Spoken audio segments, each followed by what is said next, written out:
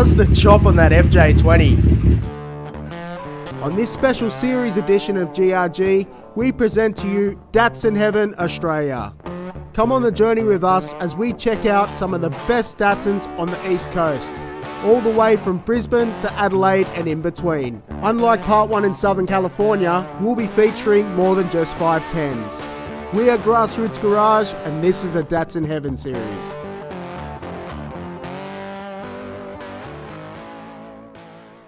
On this episode of Grassroots Garage, Datsun Heaven Australia, we're back in Canberra. In 2022, during our initial road trip, we filmed Tyree's FJ510 and Brimo's Rotary 1600. And let us tell you, the boys did not disappoint. But there were two more Canberra 1600s we'll sting to see and film in person. Fast forward to 2024, we're headed back down to catch up with Aaron and check out easily two of the best Datsun 1600s in the world.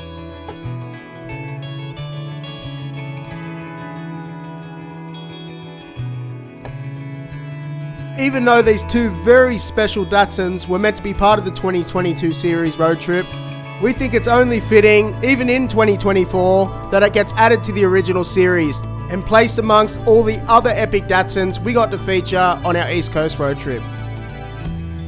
We're pumped to share this episode with everyone.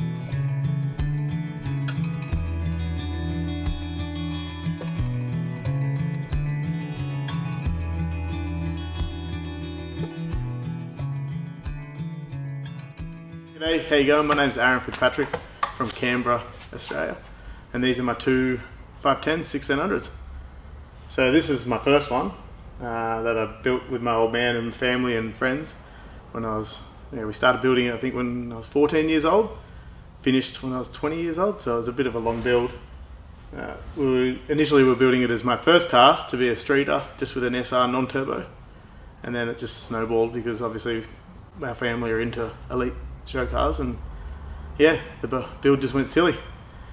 We decided to put big wheels on the back of it, and the big wheels were too big for an independent because they're 12s, and then tubbed it and did the chassis and did the floors and did all the stuff that you do, and it just snowballed. Front to back, it's got the bit of an odd one, the PWR radiator intercooler, but the intercooler goes vertical instead of horizontal.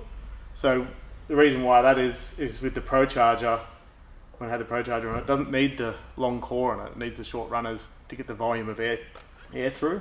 So that's that setup. And this one's exactly the same because it looks good and it works well. It's like one modular unit that all bolts in that they designed for me.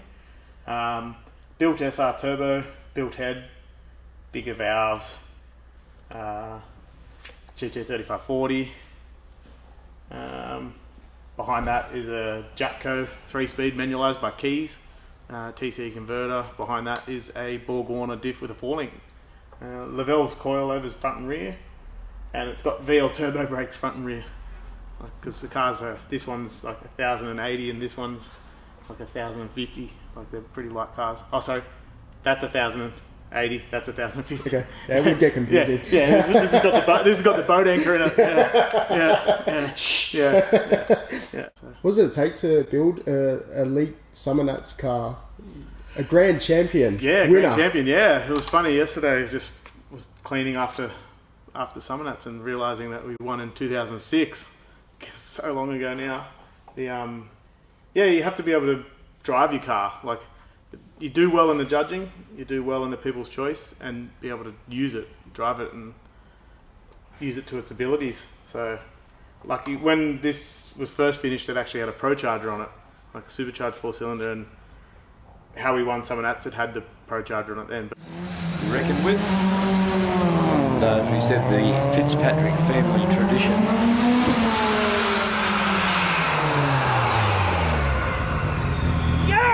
Oh, that was pretty flash. It could only get like 2 or 3 pounds worth of boost in it, and then it kept throwing belts. It was just a nightmare because, as you can tell with an SR and a 600, there's not much room in the front of it for a 2-inch wide belt. So we changed to turbo at some stage. Can't even remember when now, so long ago, and never looked back. It's so much better. Correct me if I'm wrong, is this the first 4-cylinder to win Summer Nuts? Nah, I think Drago with his Gemini won before me. that Gemini panel van, that wagon. He won before me, but yeah, first Datsun. Datsun, Another Datsun's won. It's 1200 Ute, a Nathan Ball. He's immaculate red Ute that he's got, rotary powered. But yeah, I was only, I think, 20 years old when I won it, so it's a long time ago. It was the first event that I ever taken a car that I built to. First event this one had ever gone to, and yeah. And what's a build like time wise? What does this take? Like, well, it took us 6 years, and Dad and I would work on it most Saturdays, and a couple of nights a week. And then once we got the painted shell back, it took us about 6 months to get it all assembled and working and driving. And like, I remember when we did the driving events for some of that, so I was bedding the brakes in the Super Cruise because they'd never been used. Like, we literally started it the morning of taking it to the Summer Nats. That was the first time it ever started.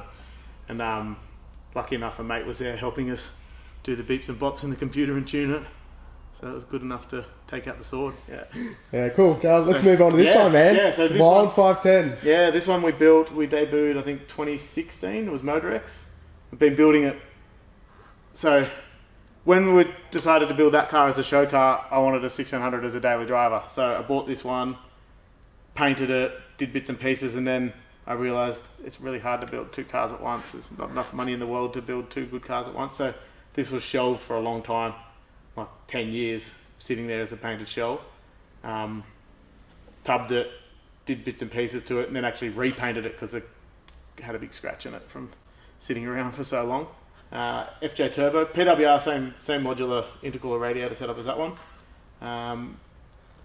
Proflow built FJ20. It's fire ringed, it's dry sumped, it's got everything you can possibly do to an FJ20, because when you're in your 20s you want to be the fastest you can, and it's just runs on E85. They're both E85.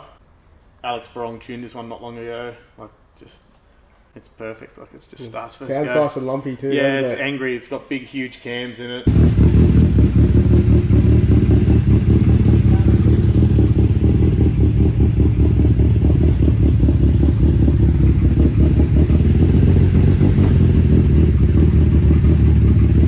It's got 1.5 mil oversized valves. Like, it's everything you can do to an FJ20. But obviously I've never pushed it to its potential. I think it makes like 400 horsepower at the tyres or something on like 14 pound. I said to Alex when he was tuning. Quite conservative. It's good, yeah. I said to Alex, he's like, do you want to put a boost controller in it? I said, I don't care. Like, he's got kids now. I'm just happy to have it drive, you know what I mean? And take it out for a cruise. Borg Warner turbo, external gate. Underneath there, you'll probably see in the video, it's a AVA dry system pump that I made. Brackets for, I made the sump. I'd never driven a dry sump before, but did a bit of research, talked to the right people and got it over the line. The tank's in the boot. Japco, same as this one. Keys built in Melbourne. Borg Warner, 31 spline, billet axles. They're very similar in driveline wires besides FJ and SR. And it's a bit of controversy with Datsun people that SRs are better than FJs, but I love them both. You're sitting on the fence, mate. They're both awesome. Yeah, I'd have a rotary one too. I'm not fussy. I'd have a K series one. I'd have an L series one. As long as it's a Datsun. I'd have all of them. Don't care. Like, I'd have a V8 one if they fit in there properly, but I'm not fussy. Jeez, the paint on both of these things is absolutely immaculate. Yeah, It's thanks. Yeah, absolutely gorgeous. yeah. So they're both. This is a House of Colour candy. Trev Davis in Melbourne worked closely with House of Colour, sorry. And John Kosmowski, the guy that founded House of Colour, made the pigment and the candy concentrate to make this colour for us back in the day, like, which was Wow. amazing. Like, so lucky to even get to meet him. Like, he's a legend, living legend. And this one, at the time when I did it, was meant to be more like, you know, you could touch it up because I want to drive it. You could do bits and pieces. But then by the time the paint went in the gun, it's the 3-layer pearl with like a transparent pearl in the cut. Like, it's just a nightmare as well, but that's okay. That's all good. The yeah, so this is a Shimmerin 2 version of it. As far as interior goes in this one here? Yeah, so I like things the same. So the reason why is this car's got actually quite a few leftover parts from that car. Like, not leftover parts, but like if you're making one, you make two, because I knew in my brain that I wanted to build another one. So like the wheels can be interchanged. It's got the same brake setup on this one. It's got same front seats, they're Mitsubishi FDO seats in both of them, and like this one's obviously tan leather, and this one I decided to go for a real race style. It's got a full molly cage in it. It's got a parachute that's removable. It's got harnesses, taxi bar, intrusion bars that bolt in. Both got fabricated dashes that are built. Do you reckon we'll see it at the drag strip or roll racing? Probably not. Nah, maybe, I don't know. Like, just like to race this. I actually want to race this one more than I want to race this one. Like, give it a run. Like, but I'll take it to a track and race it properly. Because like it's trans brake, it's got everything as well. Yeah. And just to see what my top 10 elite show car would actually do down the track. Like, I think it'd probably do a 10. Yeah. Whatever it would do. Yeah. Who knows? Wow. I'm happy that they're finished and love them, but just who knows? Yeah. Maybe one day. I won't say no. I'd like to say never. Exactly. Like I've driven this one a fair bit over the years, but this one's just been sitting. Yeah. It only had a startup tune in it until last year when Alex put a proper tune in it for me, because I built 2 houses. Yeah. Once I finished this, I built 2 houses and just never got there. What started the Datsun passion, man? Like where did it come from? The Datsun started, like my brother Dan, he had a 1600 for his first car, L series. I think it was like an L23 twin Webbers. It was a cool thing. And then I was a fair bit younger than like Toby Cox, because Toby from Goulburn, you featured him before. He's a mate in Canberra here. A couple of other young guys in Canberra, like Ben Ligat. I don't know if you've ever done his car. I met him for the first time at Summer. Yeah. So he had I was only like 12. No, I was probably younger. And he had it was called Grey Ghost. It was charcoal, like with FR Simmons on it, FJ, huge front mount. Like that was the rage back in the day. Huge front mount, rear-mounted car pretty much. And he took my neighbour to a formal in my street. Like when I was only a little kid, I was riding around on my BMX, and I just remember it was just such a cool car. I was like, I've got to get one of them, or end up with 2, and then 3. Got one in the build, and there we go. Yeah. So from 12 years old. Yeah, pretty much. Yeah, obviously the family's into cars, and I actually always wanted an LC Tirana. That was always my dream when I was a little kid. Yeah. And then just still haven't got one, but probably will never get one because Tirana tax. Yeah. Okay. Got to ask Pete's favourite question. Unlimited budget. What are you doing to these? It's done, isn't it? No, I'm not doing anything to them. No, I don't think you could spend more money on a Datsun. You might be able to, but or time. Mainly time. It's the time. Like money things, whatever it is, whatever it costs. Parts are parts. It's the time it takes to build them. Thanks for tuning in, and hope you enjoyed seeing my 2 Datsuns with the dust off them. Thanks, bud. Yeah, awesome, man. Cool.